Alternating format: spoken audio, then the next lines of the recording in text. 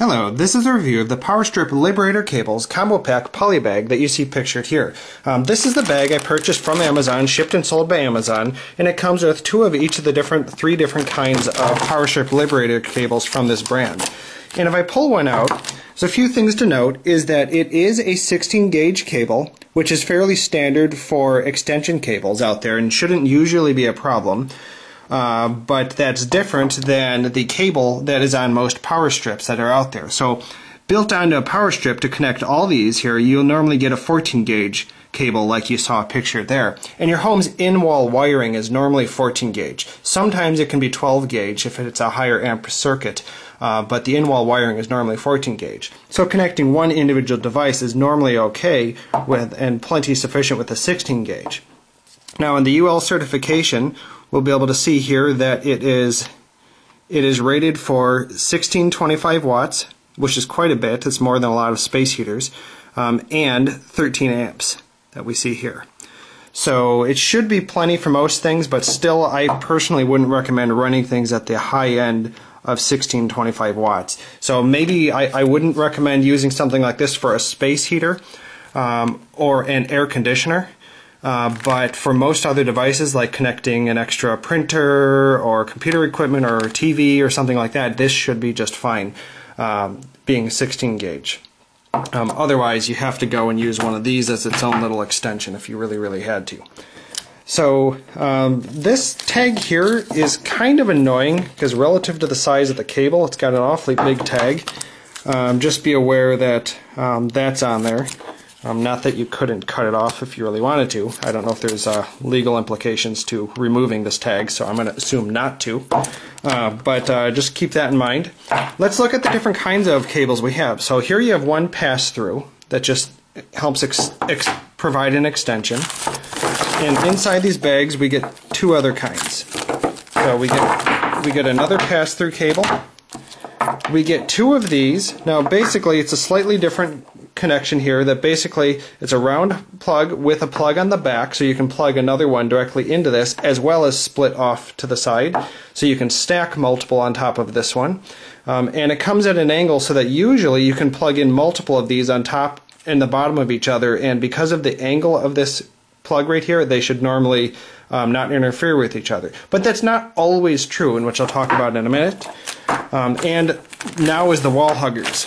So these are actually really nice that if you have to put something behind a dresser or something you want to push right up against the wall, this is much nicer to be able to run something to the side if you're going to plug into the wall. It's not maybe as much for a power strip, but for hugging something into the wall. Whereas, you plug something else into the wall, you have this whole cable that sticks out that eventually you're going to have to bend here, and it can be dangerous sometimes if you have to bend this at too much of a right angle, is at some point are you going to fray the wire or plastic in here. So these are really nice that you're able to plug right into a wall socket and push something right up behind it. So that's really the purpose of these. It's not quite to plug into a power strip. So basically the idea here is you take a power strip like this, and you can plug in plug these in. So if you have big power bricks, right, how many power bricks could I have fit into here? I could have fit maybe one off of here and maybe had a cable extending here, and I could plug another one in here, and maybe two or three depending on how lucky I got with the fit. Now with these you can plug in multiple of these. So I can go ahead and plug in another. So you can see how you can liberate large power bricks. Now I still have to plug in the power bricks, and as you've seen in different pictures, you just plug them into the side onto the back ends of these right here, and that should work out just fine. Now, depending on your power strip, these plugs may or may not be as close or as tight together as mine are. So in this particular power strip, this one's excessively tight as far as most power strips go, as this one's more limiting than most. So just wanted to note that you can't necessarily interchange all of these in any power strip. So if I plug in the circular colored one, the circular shaped one, you'll notice a slight problem here is that as I push it down, this corner here comes into contact with the one below it. So I can't actually plug that one in to the device. And by the way, they stick in pretty hard, pretty firmly, so they hold pretty well. But I am able to plug it into the lower one. So it even though it touches, comes into contact, they can plug in like that, but I wasn't able to put another one below this. So definitely note that. So they start to get in the way of each other if you have a really tight power strip, whereas these had no particular problem stacking multiple of these. But of course, once I have one of the rounded ones in here that we see here, I can go ahead and plug in a second one on top if I so chose. So it's actually very firm. So just be aware of that. In fact, I can't even plug this in right now. So this one will not go in further for me at the moment, and so you'd have to really sit there and push for a while. So that gives you an idea how tight they may be, just to be aware of that. Just be aware that these may be tight on the back end, at least from plugging these into each other.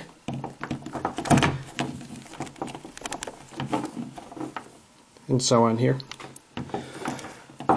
But they're really nice just to be able to offload large power bricks so that I can actually use my whole power strip here. So rather than buying multiple different power strips to fit 2 or 3 different power bricks, you can just buy a bunch of these cables, and it should work great. And now there's a difference in style here. So between these rounded ones and these straight on pass-through ones, you can lay down all of your power bricks on the floor here and then just connect them in one by one, as you've seen some pictures.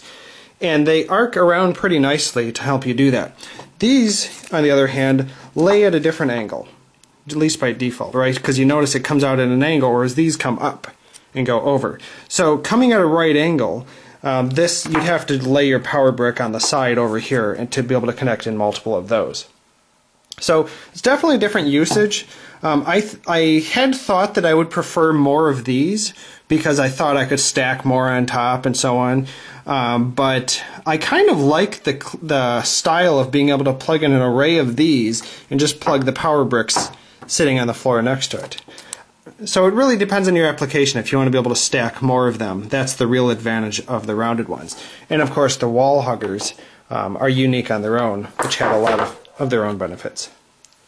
So I like them. They're decent. I really wish they were 14 gauge on the par with these here to be some really heavy duty ones, so I don't have to ever worry about the current being pulled through them.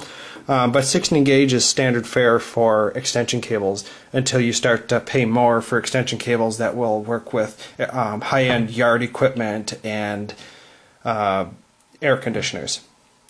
Thanks for watching the review.